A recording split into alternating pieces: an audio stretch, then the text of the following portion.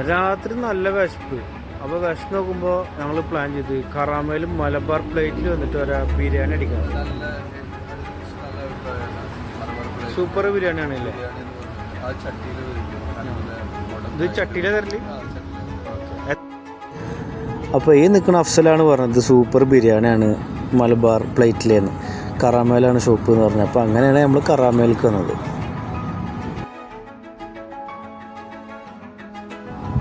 അപ്പം മലബാർ പ്ലേറ്റ് പറഞ്ഞ ഷോപ്പ് ഉള്ളത് എവിടെ വെച്ചാൽ നമ്മുടെ പാഷൻ സൂപ്പർ മാർക്കറ്റൊക്കെ ഉണ്ട്. ആ സൂപ്പർ മാർക്കറ്റ് നേരെ ഓപ്പോസിറ്റാണ്. അതുപോലെ തന്നെ എറിക്സ് എന്ന് പറഞ്ഞിട്ടുള്ള റെസ്റ്റോറൻ്റൊക്കെ ഉണ്ട്. അതിനൊക്കെ തൊട്ട് തന്നെയാണ് ഈ മലബാർ പ്ലേറ്റ് എന്ന് പറഞ്ഞിട്ടുള്ള റെസ്റ്റോറൻ്റ് ഉള്ളത്.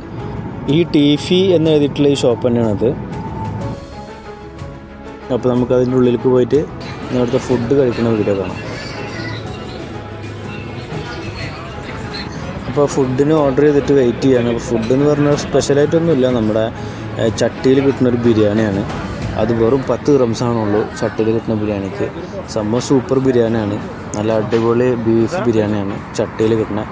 രാത്രി 11 മണിക്ക് ശേഷമാണ് നമുക്ക് ഈ ബിരിയാണി കിട്ടുള്ളൂ. നാട്ടിൽ കല്യാണത്തിന് പോയാൽ നമുക്ക് കിട്ടുന്ന അതേ ബിരിയാണിയാണത്.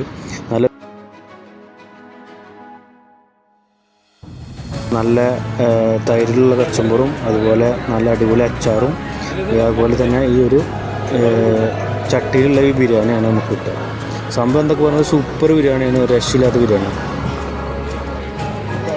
അപ്പോൾ കറാമയിൽ ആരെങ്കിലും രാത്രി 11 മണിക്ക് ശേഷം വരുന്നുണ്ടെങ്കിൽ കയറിയിട്ട് ടേസ്റ്റ് നോക്കാവുന്നതാണ്.